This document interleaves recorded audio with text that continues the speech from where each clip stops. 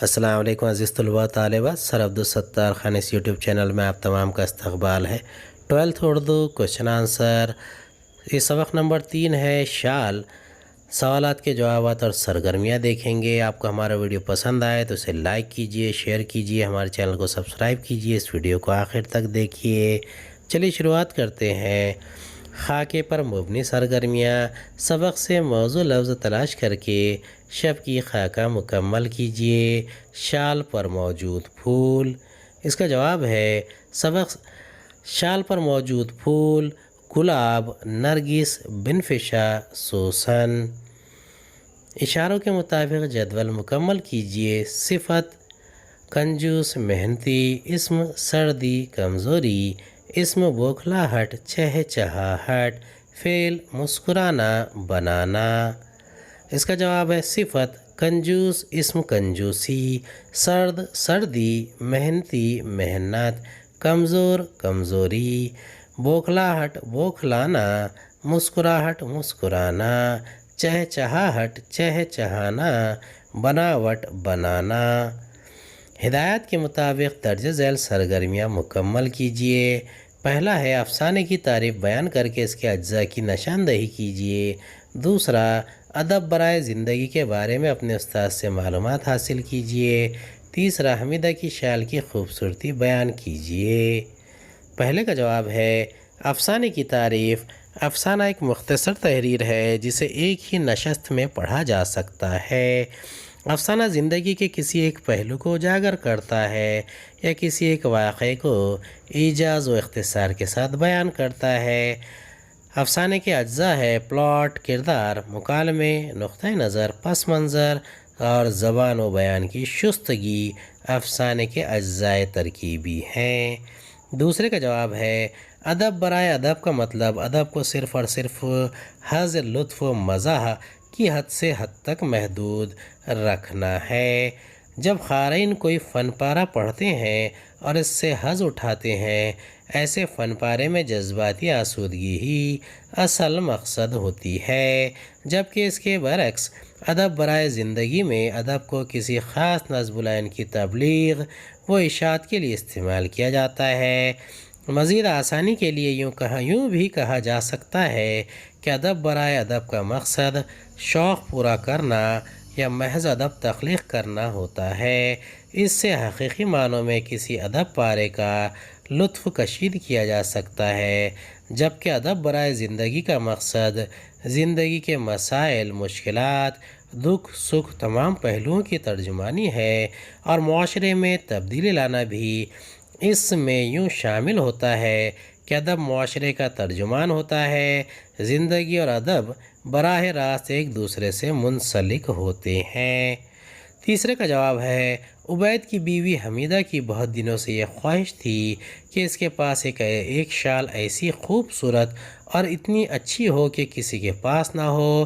جب عبید جشن بہار کے مشاعرے میں شرکت کے لیے سری نگر گیا تو وہیں ساری دکانیں چھان کر حمیدہ کی دلی خواہش کے مطابق ایک خوبصورت و بے نظیر شال خریدی۔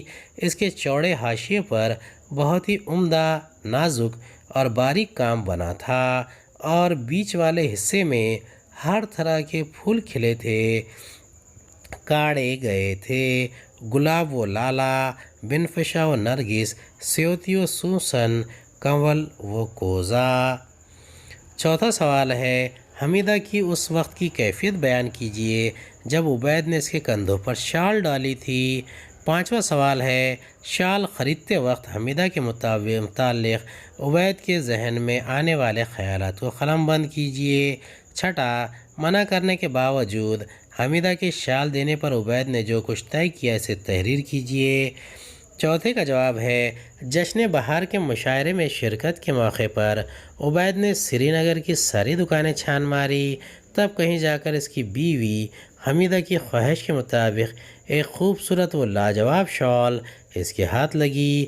عبید نے صورتحال کو تصور میں لایا کہ جب وہ شال حمیدہ کے ہاتھوں میں ہوگی کتنی خوش ہوگی۔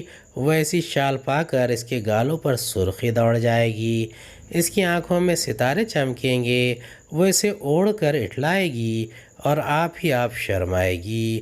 اور ہوا بھی ایسا ہی۔ لکھنؤ پہنچنے پر گھر میں داخل ہوتے ہی عبید نے خوبصورت شال حمیدہ کے کندھوں پر ڈال دی تھی، تو اس کے سارے تصور و خواب سچ نکلے تھے۔ وہ بوکھلا بھی گئی تھی، وہ مسکرائی تھی۔ پانچویں کا جواب ہے، جشن بہار کے مشاعرے میں شرکت کے موقع پر عبید نے سری نگر کی ساری دکانیں چھان ماری۔ تب کہیں جا کر اس کی بیوی حمیدہ کی خواہش کے مطابق ایک خوبصورت و لاجواب شال اس کے ہاتھ لگی۔ عبید نے اس صورتحال کو تصور میں لایا کہ جب وہ شال حمیدہ کے ہاتھوں میں ہوگی کتنی خوش ہوگی۔ وہ ایسی شال پا کر اس کے گالوں پر سرخی دوڑ جائے گی، اس کی آنکھوں میں ستارے چمکیں گے، وہ اسے اوڑھ کر اٹھلائے گی اور آپ شرمائے گی۔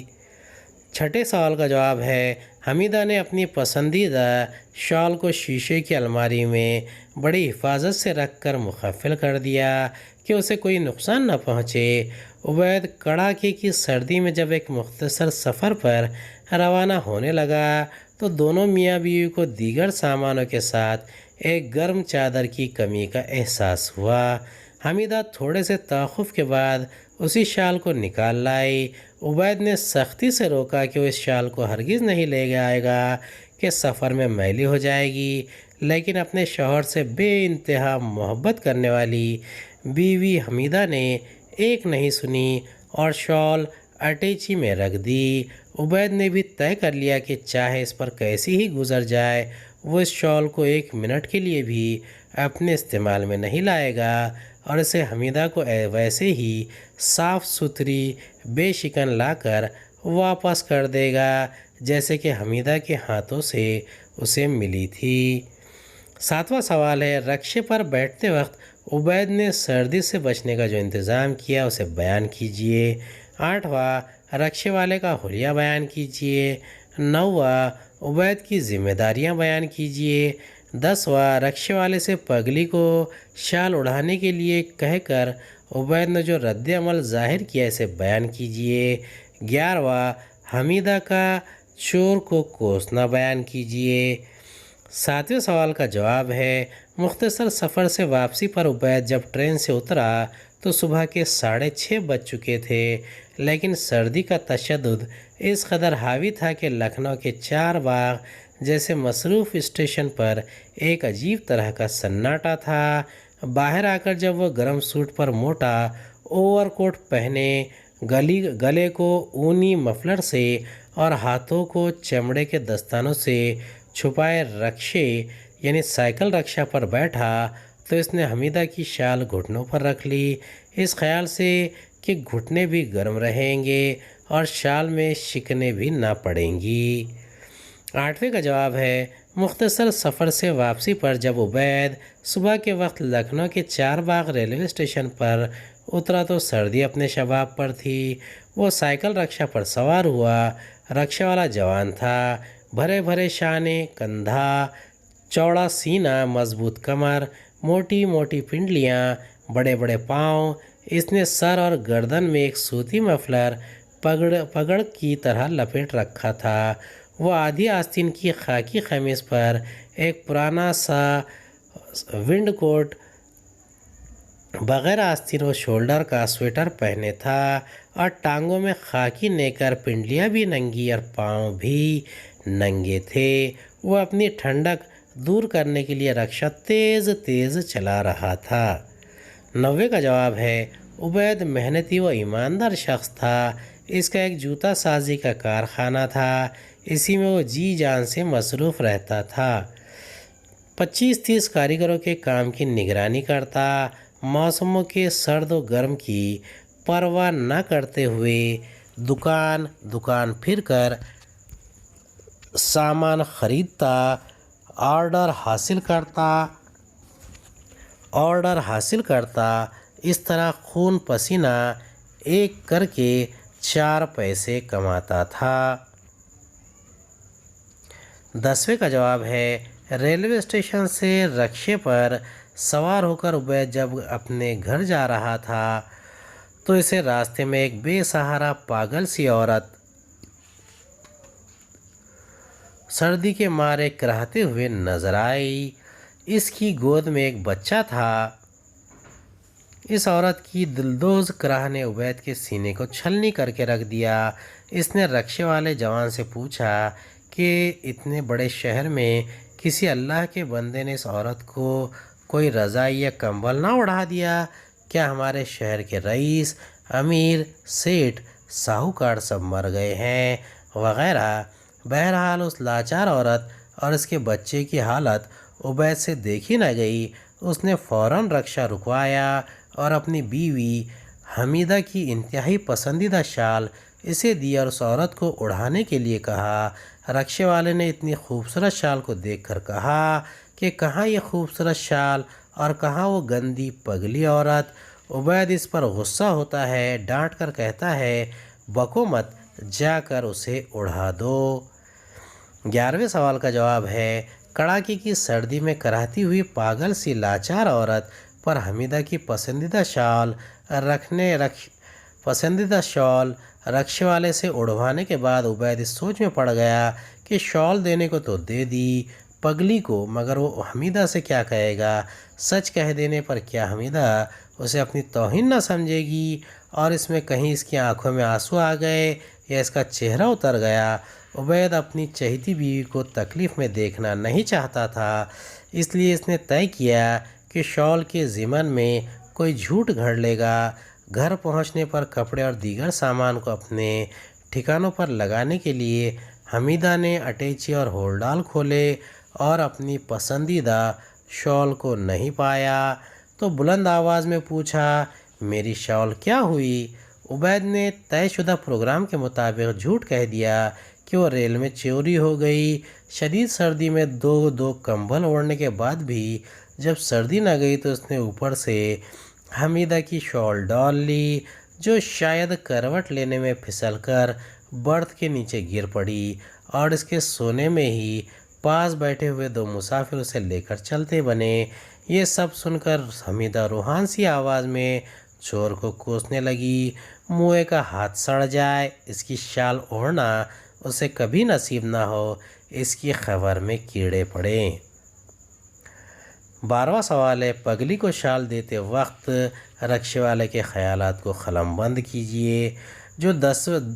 جو سوال نمبر 10 کا جواب تھا وہی جواب آپ 12 میں لکھ سکتے ہیں۔ سوال نمبر 13 ہے شال پگلی کو دینے کے بعد حمیدہ سے متعلق عبید کی خدشات تحریر کیجیے۔ سوال نمبر 11 کا جو جواب تھا وہی آپ 13 میں تحریر کر سکتے ہیں۔ 14واں سوال ہے افسانے کی روشنی میں اس کے کرداروں کا تعارف پیش کیجیے۔ عبید، حمیدہ، رکشے والا، ایدن۔ اس کا جواب ہے پہلا نقطہ ہے عبید افسانہ شال کا مرکزی کردار ہے۔ یہ ایک جوتا سازی کے کارخانے کا مالک ہے اور بڑا محنتی و ایماندار ہے۔ اس کے ساتھ وہ اپنی بیوی کو ٹوٹ کر چاہنے والا شوہر بھی ہے۔ عبید اپنے سینے میں ایک درد مند دل بھی رکھتا ہے جس کا مظاہرہ سخت سردی میں کراہتی ہوئی عورت کو اپنی چہیتی بیوی کی پسندیدہ شال اڑوا دیتے وقت ہوا۔ دوسرا ہے حمیدہ۔ عبید کی بیوی حمیدہ بظاہر ایک عام عورت ہی کی طرح خواہشات و جذبات کا مرخہ نظر آتی ہے، لیکن اسے اپنے شوہر سے بے انتہا محبت ہے۔ افسانے میں 2 جگہوں پر اس وصف کا اظہار شدت کے ساتھ ہوا۔ اول جب عبید کڑاکے کی سردی میں سفر پر روانہ ہو رہا تھا، حمیدہ نے اپنی پسندیدہ شال اس کے سامان سفر میں شامل کر دی۔ دوم چور کو کوسنے اور آنکھوں میں آنسو بھر لینے پر ماما ایدن نے جو یہ کہا کہ خدا کا شکر کیجیے کہ تمہارا شوہر یہاں سلامتی کے ساتھ آ گیا، صدقہ اتاریے اور شکر کا سجدہ کیجیے، تو حمیدہ نے فوراً ان ہدایات پر عمل کرنا شروع کر دیا۔ تیسرا ہے رکشے والا اتر پردیش کے ایک ضلع گونڈا کا رہنے والا ایک مضبوط و محنتی جوان تھا۔ بیوی بچے گاؤں ہی میں تھے اور یہ لکھنؤ میں سائیکل رکشہ کھینچتا تھا۔ افسانے میں گاؤں کی بھوجپوری بولی بولتے نظر آتا ہے۔ محنت و مشقت کا کام کرتے کرتے اس کا دل بھی سخت ہو چکا تھا۔ دوسروں کی تکلیف کا وہ احساس اس کے دل میں پیدا نہیں ہوا جو عبید کے یہاں نظر آتا ہے۔ پگلی کی حالت سے وہ اتنا متاثر نہیں ہوا جتنا عبید متاثر ہوتا ہے۔ اس عورت کی حالت کے مقابلے سے شال زیادہ اہم نظر آئی، یعنی لوگوں کی بری حالت اور خراب صورتحال وغیرہ باتیں اس کے لیے معمول کا واقعہ ہے۔ چوتھا کردار ہے ایدن عبید و حمیدہ کے گھر کی باورچن وہ خادمہ ہے۔ یہ ایک تجربہ کار خاتون ہے، حالات کی سنگینی کے مطابق فیصلہ لینے میں ماہر نظر آتی ہے۔ عبید کے ذریعے گھڑے گئے شال کی چوری کے معاملے میں جب حمیدہ چور کو کوستی ہے اور اس کی آنکھوں میں آنسو آ جاتے ہیں، تب ایدن اپنے مزاج اور تجربے کے مطابق اسے صدقہ اتارنے اور سجدہ شکر ادا کرنے کے لیے کہتی ہے کہ اللہ کے فضل سے تمہارے شوہر سلامتی کے ساتھ گھر لوٹ آئے۔ اسباب بیان کیجیے۔ پہلا نکتہ ہے، پہلا، سخت سردی کے باوجود عبید کی شال کا نہ اوڑھنا۔ دوسرا، رکشے والے کا تعجب کرنا۔ تیسرا، عبید کا تعجب میں پڑنا۔ چوتھا، عبید کا جھنجھلانا۔ پانچواں، مصنف کا پدرم سلطان بود کہہ کر غصہ ہونا۔ پہلے کا جواب ہے، عبید کی بیوی حمیدہ کی خواہش تھی کہ اس کے پاس ایک ایسی خوبصورت شال ہو جو کسی اور کے پاس نہ ہو۔ ایک خوبصورت وہ لاجواب شال خرید کر عبید نے اپنی چہیتی بیوی کی خواہش کو پورا کر دیا۔ حمیدہ اس شال کو بڑی حفاظت سے شیشے کی الماری میں رکھ دیتی ہے۔ کڑاکے کی سردی میں ایک سفر کے لیے روانگی کے موقع پر دونوں میاں بیوی نے محسوس کیا کہ سامان سفر میں گرم چادر نہیں ہے۔ تھوڑے سے توقف کے بعد حمیدہ جاتی ہے اور الماری سے وہی اپنی پسندیدہ شال لا کر عبید کو پیش کرتی ہے۔ عبید اسے لینے سے انکار کرتا ہے لیکن وہ نہیں مانتی۔ بہرحال حمیدہ کا دل رکھنے کے لیے وہ شال لے تو لیتا ہے لیکن طے کر لیتا ہے اسے کسی بھی صورت میں استعمال نہیں کرے گا، وہ میلی ہو جائے گی، اور دوران سفر عبید نے یہی کیا بھی۔ دوسرے کا جواب ہے، لاچار پاگل سی عورت اور اس کے بچے کی شدید سردی میں ناگفتہ حالت دیکھ کر عبید نے اپنی بیوی حمیدہ کی پسندیدہ شال ان کو دینے کا ارادہ رکشے والے سے ظاہر کرتا ہے۔ خوبصورت و دیدہ زیب شال اس پگلی گندی عورت کو اڑھانے میں رکشہ والا ایک موازنے میں مبتلا ہو جاتا ہے کہ کہاں یہ خوبصورت شال اور کہاں وہ پگلی گندی عورت۔ اپنے اسی تعجب کا اظہار وہ عبید سے کرتا ہے اور پھر اسے ڈانٹ پڑتی ہے۔ تیسرے کا جواب ہے، پگلی کی انتہائی بری حالت سے عبید بڑی حد تک متاثر ہوتا ہے۔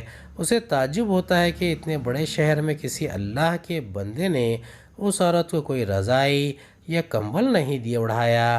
کیا شہر کے سارے رئیس، امیر، سیٹھ و ساہوکار مر گئے ہیں؟ چوتھے کا جواب ہے، دوران گفتگو رکشے والا عبید کو صاحب یعنی صاحب تو کہتا ہی ہے، نواب صاحب یعنی صاحب بھی کہہ دیتا ہے۔ لفظ نواب کے سنتے ہی عبید من ہی من میں غصہ ہو کر پیچ و تاب کھانے لگتا ہے۔ عبید کے مطابق نواب محنت و مزدوری سے خالی ہوتے ہیں، بیکار لوگوں کا مجموعہ ہے۔ یہ نواب خود کچھ نہیں کرتے تھے، آب و اجداد کے کارناموں پر شیخی بکھارنے والے اپاہج ہیں یہ لوگ۔ یہاں افسانہ نگار نے مشہور طنزیہ ضرب المثل پدرم سلطان بود کا استعمال کیا ہے جس کا معنی ہے میرا باپ بادشاہ تھا۔ اگلا سوال ہے، درج ذیل جملوں کی استحسانی وضاحت کیجیے۔ پہلا ہے، جہاں ہاتھ پر ہاتھ دھرے بیٹھے رہے وہاں اپنی ہی جسم کی گرمی ایک بجھا ہوا دیا بن جائے گی۔ اسے محنت مزدوری کی دیا سلائی دکھاؤ تو اندر کی آگ بھڑک کر باہر آ جائے گی۔ دوسرا، جھوٹ بھی کسی قدر کثیر الاولاد ہے، ایک بولو جھٹ اس کے پیٹ سے 10 پیدا ہو جائیں گے۔ تیسرا، دفعتاً عبید کا منہ اتنا کڑوا ہو گیا کہ اس نے ایک جاہل بے پرواہ شہری کی طرح سڑک پر تھوک دیا۔ پہلے کا جواب ہے شدید سردی کی ایک صبح عبید ریلوے اسٹیشن کے باہر نکلتا ہے اور گھر جانے کے لیے سائیکل رکشے پر سوار ہوتا ہے۔ سردی سے بچنے کے لیے وہ گرم ملبوسات میں لپٹا ہوا ہوتا ہے، پھر بھی اسے سردی کا احساس شدت سے تھا، جبکہ رکشہ چلانے والا نوجوان آدھے ادھورے کپڑوں میں تھا۔ جسم کی ٹھنڈک کو دور کرنے کے لیے وہ رکشہ کو تیزی سے چلائے جا رہا تھا، یہاں تک کہ اس کی پیشانی پسینے سے چمک رہی تھی۔ اس فرق کو عبید نے محنت کرنے والے اور بیکار رہنے والے کے درمیان واقع ہونے والے فرق کے طور پر سمجھا۔ اس کے مطابق ہر انسان کے جسم میں حرارت و گرمی ہوتی ہے اور اسے باقی رکھنے یا اس میں اضافہ کرنے کے لیے جسم کا متحرک ہونا ضروری ہے۔ اگر جسم متحرک نہیں ہوگا تو اس کی حرارت مفقود ہو کر رہ جائے گی، وہ کسی کام کی نہیں رہے گی۔ دوسرے کا جواب ہے حمیدہ کو اپنی پسندیدہ شال کے معاملے میں عبید نے حمیدہ سے مصلحتاً جھوٹ کہا کہ وہ چوری ہو گئی۔ ماما عیدن کے مشورے پر عمل کرتے ہوئے حمیدہ نے صدقہ کرنے کا بندوبست کیا اور سجدہ شکر کی ادائیگی کے لیے وضو کرنے لگی۔ بیوی کی سادگی پر عبید کافی شرمندہ ہوا اور اپنے آپ سے کہتا ہے جھوٹ بھی کسی قدر کثیر الاولاد ہے، ایک بولو جھٹ اس کے پیٹ سے 10 پیدا ہو جائیں گے۔ یعنی ایک جھوٹ کو چھپانے کے لیے 100 جھوٹ بولنے پڑتے ہیں۔ جھوٹ سے جھوٹ ہی نکلے گا، سچ نہیں۔ ایک جھوٹ انسان کو مزید جھوٹ کہنے و گھڑنے کے لیے اکساتا ہے۔ تیسرے کا جواب ہے سڑک کے کنارے پڑی ہوئی پگلی عورت کو سردی سے بچانے کے لیے عبید نے اپنی چہیتی بیوی کو اب پسندیدہ شال دے دی۔ دوسرے دن جب وہ اس عورت کی خبرگیری کے لیے اس جگہ پہنچا تو دیکھا کہ وہ عورت اور اس کا بچہ مر چکے ہیں اور میونسپلٹی کے ملازم ان کی لاشوں کو لے جا رہے ہیں۔ عبید نے عورت کے جسم پر اس کے ارد گرد اس شال کو نظروں سے ڈھونڈا لیکن وہ کہیں نظر نہیں آئی۔ اس کے مطابق یہ دنیا اتنی بے رحم اور خود غرض ہے کہ اس مجبور و لاچار عورت کے جسم سے شال کو کھینچ لے گئی اور اسے پھر سے ٹھنڈی سے مرنے کے لیے چھوڑ گئی۔ عبید کا موڈ اتنا خراب ہو گیا کہ اس نے ایسی دنیا پر تھوک دینے میں ذرا بھی دیر نہیں کی، وہیں کھڑے کھڑے عملاً اس کا اظہار کر دیا۔ عبید کی اس عجلت کو افسانہ نگار نے اس جاہل بے پرواہ شہری کی حرکت سے تشبیہ دی ہے اور عین سڑک پر لاپرواہی سے تھوکنے کو جاہلوں والا عمل قرار دیا ہے۔ اگلا سوال ہے ذیل میں دیے ہوئے موضوعات پر ذاتی رائے تحریر کیجیے۔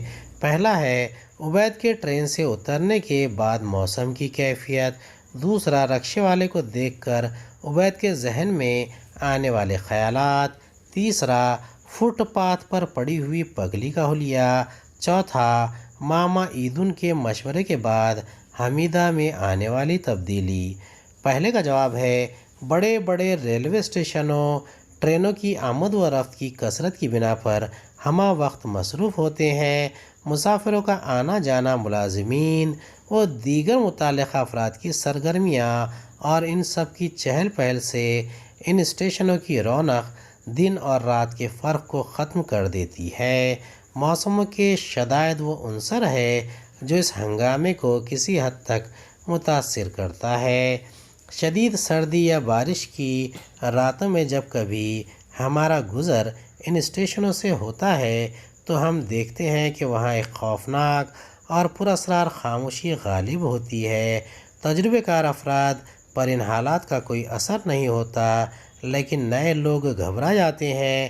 پلیٹ فارم پر تو کچھ سرگرمیاں جاری نظر آتی ہے لیکن اسٹیشن کے باہر تو صورتحال اور بھی زیادہ ڈراؤنی ہوتی ہے۔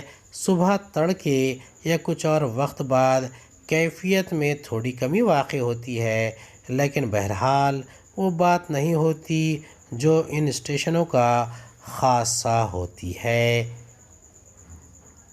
دوسرے کا جواب ہے رکشے والے رکشے والے کے حلیے اور اس کی سرگرمیوں کو دیکھنے کے بعد عبید غور و فکر کی وادیوں میں پہنچ جاتا ہے اور خود کا موازنہ اس سے کرنے لگتا ہے۔ رکشے والا جوان معمولی سے لباس پہنے ہوئے تھا، لیکن اس کے چہرے پر پسینے کے ننھے ننھے قطرے جھلک رہے تھے، جبکہ عبید کئی طرح کے گرم کپڑوں میں ملبوس ہونے کے باوجود سردی کے مارے ٹھٹرا جا رہا تھا۔ عبید نے موازنے سے نتیجہ نکالا کہ ہر جسم میں حرارت و توانائی ہوتی ہے۔ جو جسم جتنی حرکت کرے گا اسی قدر حرکت و توانائی میں اضافہ کرے گا۔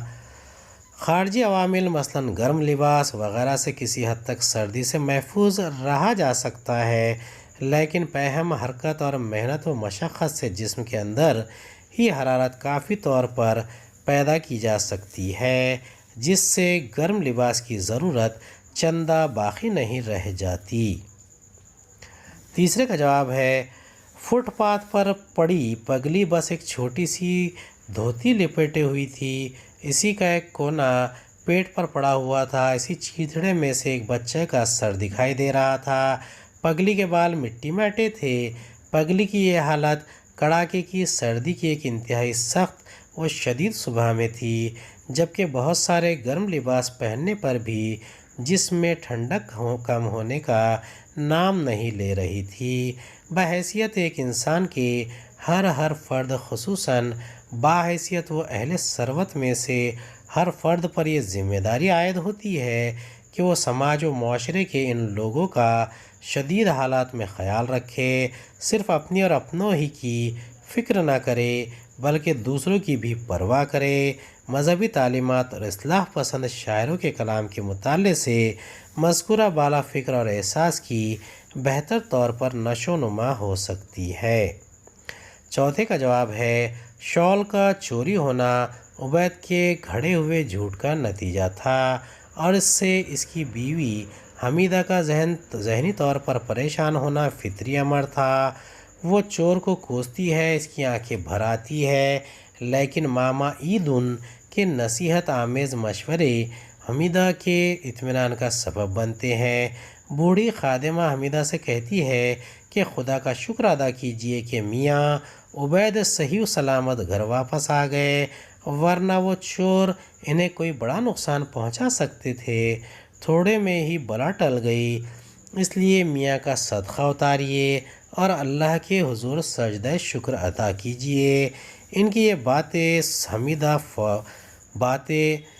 حمیدہ پر فوراً اثر کر گئی، فوراً صدقے کا بندوبست کیا اور شکرانہ ادا کرنے کے لیے وضو کرنے بیٹھ گئی، اور یہ سب کچھ دیکھ کر عبید اپنے جھوٹ پر شرمندہ بھی ہوا، حالانکہ وہ مجبوری میں کیا جانے والا عمل تھا۔ پانچواں سوال ہے، شال نہ اوڑھنے پر عبید کا حمیدہ کو ٹوکنا۔ چھٹا، ٹرین میں سردی سے بچنے کے لیے عبید کی کوششیں۔ ساتواں، پگلی کی دل دوز کراہ۔ آٹھواں، شال پگلی کو دے دینے کے بعد اگلے روز کا واقعہ۔ 9، عبید کے لیے حمیدہ کی اتاہ محبت۔ 10، اگر عبید حمیدہ سے سچ بات بتا دیتا تو حمیدہ کا رد عمل۔ پانچویں کا جواب ہے، حمیدہ کی خواہش کے مطابق عبید کو ایک عمدہ و لاجواب شال سری نگر میں جشن بہار کے مشاعرے میں شرکت کے دوران مل ہی گئی۔ عبید یہ سوچ کر بہت خوش ہوا کہ اس کی بیوی حمیدہ وہ شال اوڑھ کر بہت خوش ہوگی، اٹھلائے گی وغیرہ، لیکن ہوا اس کے برعکس۔ گھر پہنچنے پر جب اس نے وہ شال حمیدہ کو کندھے پر ڈالی تو وہ بہت خوش ہوئی، مگر اسے مزید اوڑھنے کی بجائے اسے شیشے کی الماری میں سلیقے و حفاظت سے رکھ کر قفل ڈال دیا۔ اس الماری کے شیشے دن میں 2 بار صاف کیے جاتے تھے، لیکن وہ شال باہر نہیں نکلتی، جبکہ عبید نے حمیدہ کو 1-2 بار ٹوکا بھی۔ شال اوڑھنے کی چیز ہے، پرستش کی نہیں۔ ابھی گرمیاں ہیں، اس لیے اتنا ہی کرو کہ اسے الماری سے نکال کر 2-1 بار دھوپ دکھا دو، اونی ہے، کیڑا ویڑا نہ لگ جائے۔ لیکن وہ عبید کی بات کو یہ کہہ کر ٹال جاتی کہ کیڑوں کی کیا مجال کہ اس کی جانب رخ کرے۔ ہم اگر اپنے گھروں میں ماؤں، بہنوں اور دادیوں کے مزاج پر نظر کریں تو وہ بھی کم و بیش حمیدہ ہی کی طرح نظر آئیں گی۔ عمدہ و خوبصورت برتن، وہ کانچ کی پیالیاں وغیرہ تو شوکیس میں سجا کر رکھتی ہیں۔ گھر میں مہمان آ جائیں یا کوئی اور موقع آن پڑے، وہ ان برتنوں کو ہاتھ نہیں لگائیں گی۔ گھر کے دوسرے کام چلاؤ برتنوں سے کام لے لیں گی۔ ہم اور مہمان اسی شوکیس کے سامنے بیٹھے ان خوبصورت و نفیس برتنوں کا محض دیدار کرتے رہ جاتے ہیں۔ چھٹے کا جواب ہے، کڑاکے کی سردی میں کیے گئے مختصر سفر کے دوران رات میں عبید کو بہت زیادہ ٹھنڈی محسوس ہو رہی تھی۔ اس سے بچنے کے لیے اس نے برتھ پر اپنا اچھا خاصا موٹا گدا بچھایا تھا۔ اس پر دو دو کمبل اوڑے تھے۔ ان کے اوپر سے اپنا موٹا اوور کوٹ ڈال لیا تھا، مگر پاؤں پھیلا کر نہ سو سکا۔ ٹھنڈک کے مارے گٹھری بنا رہا۔ اس کا بار بار جی چاہا تھا کہ حمیدہ کی پسندیدہ چہیتی شال اٹیچی سے نکال کر جسم پر لپیٹ لے، لیکن اس نے ایسا کیا نہیں۔ ہر چند کہ اس نے سردی کھائی، تکلیف اٹھائی۔ ان باتوں سے معلوم ہوتا ہے کہ عبید اپنی بیوی سے بڑی چاہت رکھتا تھا۔ اس نے حمیدہ کے جذبات کا لحاظ رکھتے ہوئے شال کو اٹیچی میں رکھ تو لیا، لیکن اسے استعمال میں نہیں لایا کہ کہیں اور وہ میلی نہ ہو جائے۔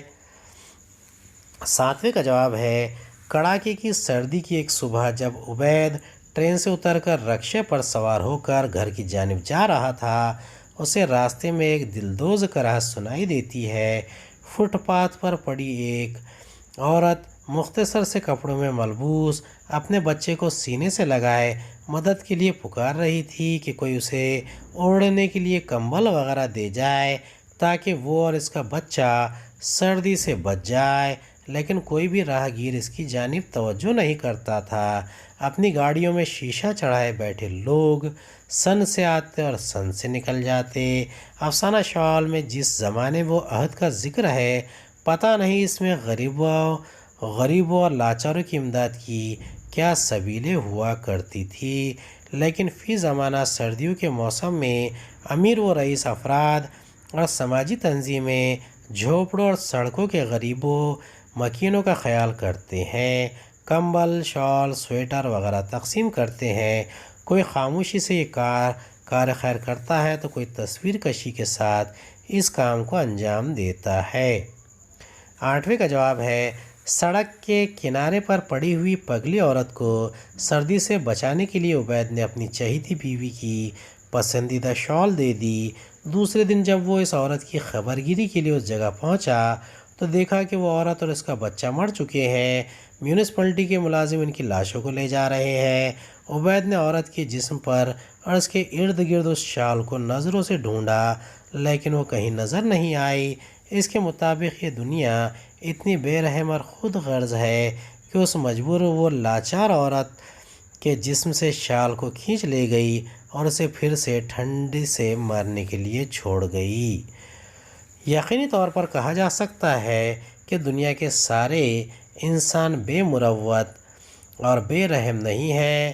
چند لوگ ان خرابیوں میں مبتلا ہوتے ہیں، انہی کے سبب تمام تر دنیا بدنام ہے۔ اکثر شاہراہوں، دیگر راستوں پر ہونے والے حادثات کے دوران دیکھا گیا ہے کہ لوگ مدد کے لیے دوڑ پڑتے ہیں، لیکن انہی میں کچھ لوگ چوری کرنے والے بھی ہوتے ہیں۔ اکثریت امدادی کاموں میں مصروف ہوتی ہے اور یہ چور ہاتھ کی صفائی دکھائے جاتے ہیں۔ 90 کا جواب ہے، عبید کی بیوی حمیدہ کی خواہش تھی کہ اس کے پاس ایک ایسی خوبصورت شال ہو جو کسی اور کے پاس نہ ہو۔ ایک واقعی خوبصورت و لاجواب شال خرید کر عبید نے اپنی چہیتی بیوی کی خواہش کو پورا کر دیا۔ حمیدہ اس شال کو بڑی حفاظت سے شیشے کی الماری میں رکھ دیتی ہے۔ کڑاکے کی سردی میں ایک سفر کے لیے روانگی کے موقع پر دونوں میاں بیوی نے محسوس کیا کہ سامان سفر میں گرم چادر نہیں ہے۔ تھوڑے سے توقف کے بعد حمیدہ جاتی ہے اور الماری سے وہی اپنی پسندیدہ شال لا کر عبید کو پیش کرتی ہے۔ عبید اسے لینے سے انکار کرتا ہے، لیکن وہ نہیں مانتی۔ بہرحال حمیدہ کا دل رکھنے کے لیے وہ شال لے تو لیتا ہے، لیکن طے کر لیتا ہے کہ اسے کسی بھی صورت میں استعمال نہیں کرے گا کہ وہ میلی ہو جائے گی، اور دوران سفر عبید نے یہی کیا بھی۔ میرے خیال میں یہاں حمیدہ کا کردار بالکل صاف ہے۔ اور پرخلوص ہے۔ اگر اس کی نیت میں ذرا بھی نقص یا کمی ہوتی تو وہ شال کو فوراً نہیں لاتی، کم از کم اتنا وقت تو انتظار کرتی کہ عبید کے منہ سے اس کا اظہار ہو جائے۔ جیسا کہ ہمارے معاشرے میں، ہمارے گھروں میں اس طرح کی باتوں کا مشاہدہ ہوتے رہتا ہے۔ اس امر سے حمیدہ کی اپنی شوہر عبید کے تئیں اتاہ محبت ظاہر ہوتی ہے۔ ماما عیدن کے مشورے پر فوراً عمل پیرا ہو کر حمیدہ نے پھر اس محبت کو ظاہر کیا۔ 10ویں کا جواب ہے، فٹ پاتھ پر پڑی ٹھنڈی سی کراہتی ہوئی پگلی پر حمیدہ کی شال اڑوانے کے بعد عبید اس سوچ میں مبتلا ہو گیا کہ اگر اس نے اپنی بیوی حمیدہ کو شال کے بارے میں سچ بتا دیا تو کیا رد عمل سامنے آئے گا؟ کیا حمیدہ اسے اپنی توہین نہ سمجھے گی؟ اس بارے میں میرا خیال یہ ہے کہ عبید نے بالکل صحیح طور پر سوچا تھا۔ وہ حمیدہ کا شوہر ہے اور بیوی کو شوہر سے بہتر کون سمجھ سکتا ہے؟ اس نے جھوٹ گھڑ کر کوئی غلط کام نہیں کیا۔ یہاں یہ بات بھی ذہن نشین رہے کہ عبید حمیدہ کو ایک لمحے کے لیے بھی مغموم اور روتا ہوا نہیں دیکھ سکتا تھا۔ اگر وہ حمیدہ کو سچ بتا دیتا تو یقیناً حمیدہ غصہ ہوتی، کوستی، اول فول بکتی، بھلے ہی بعد میں عبید کے اٹھائے گئے قدم کی حمایت بھی کرتی۔ گھروں میں اکثر اس قسم کے رد عمل کا بھی مشاہدہ ہوا ہے۔ ہدایت کے مطابق درج ذیل قواعدی سرگرمیاں مکمل کیجیے۔ پہلا ہے، سبق میں استعمال کیے گئے محاوروں کو تلاش کر کے ان کا مفہوم لکھیے اور انہیں جملوں میں استعمال کیجیے۔ دوسرا، سبق سے رکشے والے کی مقامی زبان کے فقرے الگ کیجیے اور انہیں معیاری زبان میں لکھیے۔ پہلے کا جواب ہے، محاورے: جی چاہنا، کسی چیز کی خواہش ہونا۔ جملہ: برسات کے موسم میں پہاڑی مقامات کی سیر کرنے کو جی چاہتا ہے۔ دوسرا، دھوپ دکھانا، کسی چیز کو دھوپ میں رکھ کر سکھانا۔ گھروں میں عورتیں اناج اور کپڑوں کو وقت بہ وقت دھوپ دکھاتی ہے۔ تیسرا، برا لگنا، ناگوار معلوم ہونا۔ بے موقع کہی گئی اچھی بات بھی لوگوں کو بری لگتی ہے۔ چوتھا، پاس پھٹکنے نہ دینا، نزدیک بھی نہ جانے دینا۔ اسلم کے دادا اتنے سخت مزاج تھے کہ کسی کو بھی اپنے پاس پھٹکنے نہیں دیتے تھے۔ پانچواں، باڑ رکھنا، دھاڑ تیز کرنا۔ بقرعید کے موقع پر چھری وغیرہ کی دھار پر باڑ رکھی جاتی ہے۔ عاری ہونا، خالی ہونا۔ انسان حالت جوش میں ہوش سے عاری ہوتا ہے۔ جان کھپانا، بہت زیادہ محنت کرنا، فکر کرنا۔ ہمارے والد کا کاروبار میں شب و روز جان کھپاتے ہیں تب اخراجات کو پورا کر پاتے ہیں۔ 8واں، خون پانی پسینہ ایک کرنا، بہت سخت و محنت و مشقت کرنا۔ کسان خون پانی ایک کرتا ہے تب کہیں جا کر اناج حاصل کرتا ہے۔ اب دوسرے کی جو سرگرمی ہے وہ آپ خود اپنے طور پر درسی کتاب سے مکمل کیجئے۔ امید ہے آپ کو ہمارا ویڈیو پسند آیا ہوگا۔ اگلے ویڈیو میں دوبارہ ملاقات ہوگی۔ خدا حافظ۔